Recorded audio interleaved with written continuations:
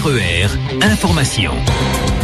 Et nous retrouvons tout de suite le journal présenté par Éric Michel. Bonjour. Bonjour à tous. Un jeune garçon de 14 ans a perdu la vie en entrant en collision avec une voiture hier en début de soirée à Saint-Paul. En compagnie d'autres amis, il descendait à vélo la rue de Bois-de-Nefle en direction de la plaine Saint-Paul. Il a voulu dépasser une voiture quand il a été percuté par celle qui venait en face. Malgré de longs soins, le jeune garçon est décédé. La conductrice de la voiture a dû être hospitalisée également en état de choc.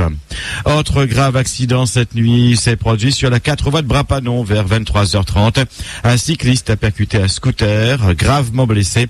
Les jeunes cyclistes et scooteristes ont été évacués sur l'hôpital de Saint-Benoît. Grave accident encore de moto, cette fois hier en fin de matinée au tampon. Alors qu'ils étaient de sortie ensemble, deux motards se sont violemment percutés au 12e kilomètre et ils ont tous les deux été éjectés dans un champ de canne. Très gravement blessés, ils ont été transportés au CHU de Saint-Pierre. Leur état est préoccupant. La plongée se termine à l'hôpital pour cette jeune femme de 21 ans. Hier, elle a fait son baptême de plongeon du haut du Cap Laossé, mais après la chute de plus de 10 mètres, elle a atterri sur le dos. Souffrant de douleurs lombaires et probablement d'une fracture du coccyx, elle a été prise en charge par les secours, alertée par ses amis. Une maison détruite par un incendie vers 2h du matin hier à la commune Prima à Saint-Denis.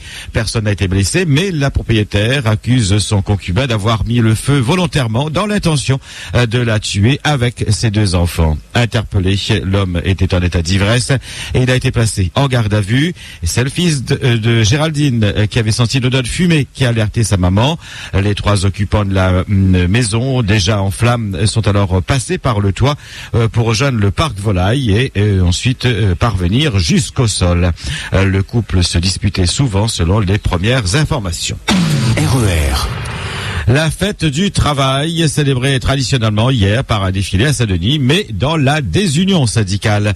Seule la CGTR a battu le pavé pour le pouvoir d'achat et contre l'accord national interprofessionnel, avec comme slogan « Nous tiens beau, nous largue pas », un millier de personnes au défilé du jardin de l'État au jardin de la préfecture. L'accord national interprofessionnel, signé pourtant par 3 syndicats sur 5, majoritaires dans le pays, n'apporte en aucun cas une sécurisation du travail pour la CGTR. Un point de vue loin d'être partagé par la CFDT, qui a préféré pique-niquer à l'étang Saint-Paul, pour le syndicat de Jean-Pierre Rivière. Cet accord national interprofessionnel est une avancée, est un progrès et ouvre une ère nouvelle, le dialogue social dans l'entreprise. Par ailleurs, la CFDT n'apprécie pas non plus que la CGTR prône partout qu'elle est le premier syndicat, alors que selon les chiffres de la CFDT, c'est elle la première organisation syndicale à La Réunion. Début aujourd'hui réellement des premières négociations dans le conflit qui oppose les pompiers au Conseil général. Des soldats du feu qui ont débuté lundi une grève pour réclamer la création d'une nouvelle prime afin de compenser la perte du salaire suite due aux primes indexées jugées illégales par la Chambre régionale des comptes. Si le Conseil général s'est déclaré favorable à ne pas demander le remboursement des sommes perçues à tort depuis de nombreuses années, Nassima Dindar s'oppose fermement à la création de cette nouvelle prime, désavouant ainsi ses deux représentants, Bruno Mamedi et Robert Nativel, qui s'étaient engagés par écrit dans un protocole il y a 15 jours. La présidente du département estime qu'il est hors de question d'augmenter des gros salaires, 4 fois le SMIC, alors que d'autres personnes ne perçoivent que quelques centaines d'euros et qui tient le diable par la queue. Voyant ces deux élus trembler devant les pompiers, Nassima Dindar a désigné un représentant de chaque composante de sa majorité pour gérer cet épineux dossier. Le GOB s'est ainsi refermé sur ceux qui l'ont fabriqué. La présidente du département, qui semble vouloir régler définitivement cette question, a décidé aussi de ne pas négocier dans la précipitation et sous la pression et s'est donné tout le mois de mai pour tout mettre à plat. Un changement de méthode radical qui a surpris plus d'un et notamment ceux censés représenter la collectivité.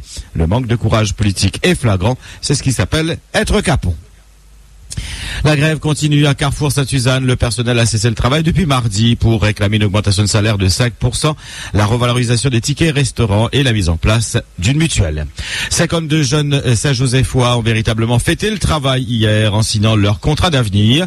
Précurseur Patrick Le Breton, puisqu'il est le premier maire de l'arrondissement de Saint-Pierre à offrir ses contrats. Innovateur aussi parce que les jeunes diplômés ou non, grâce à l'amendement Vlody, seront accompagnés par 4 encadrants, eux-mêmes accompagnés et formés pour devenir devenir des gestionnaires de parcours. Une deuxième vague d'une centaine de contrats d'avenir est en préparation. Sur les 5000 emplois réservés à La Réunion, 1000 seront affectés au sud, a souligné le sous-préfet Lehmann. RER. Le 1er mai, c'est aussi le traditionnel pèlerinage à la Vierge Noire. Des milliers de personnes se sont retrouvées à la rivière des Pluies Sainte-Marie pour écouter la messe présidée par l'évêque Gilbert Aubry. Et une fois de plus, ce dernier a mis l'accent sur la famille qu'il a comparé à un arbre déraciné. Un moment fort pour les fidèles qui viennent demander grâce et aussi remercier la Vierge pour ses bienfaits. Selon la légende, l'esclave Mario était poursuivi par ses maîtres quand il a trouvé une grotte dans laquelle il s'est réfugié. Priant avec beaucoup de ferveur la Vierge Noire, les bougainvilliers ont alors miraculeusement poussé, formant une barrière inaccessible pour les chiens et les maîtres. Mario a ensuite été retrouvé mort dans cette grotte avec la statuette de la Vierge qu'il avait fabriquée dans une branche. Votre question d'actualité aujourd'hui, êtes-vous pour ou contre le retour de l'enseignement de la morale à l'école? Pensez-vous que cela aurait pu aider à éviter les nombreux problèmes auxquels est confrontée notre société? Les valeurs, le respect sont-ils en perte de vitesse dans notre société? Vos réponses et témoignages sur le 47 2x33 et le 47 2x34 à 9h et 11h. Sur Facebook, rendez-vous sur la page RER Radio officielle et puis sur notre site internet www.rer.ru. À l'approche des examens de fin d'année scolaire ou universitaire et des vacances de juillet-août, la préfecture demande aux personnes voulant renouveler leur carte d'identité ou leur passeport de déposer leur dossier le plus rapidement possible. Cela afin d'éviter que l'afflux de demandes ne conduise à des délais d'attente incompatibles avec les dates de voyage ou d'examen. RER. Un mot de foot pour vous dire que c'est bien à une finale 100% allemande que l'on va assister en Ligue des Champions. Vainqueur à l'aller 4-0. Le Bayern Munich a logiquement rejoint le Borussia Dortmund après être allé infliger hier soir une nouvelle humiliation à Barcelone 3-0.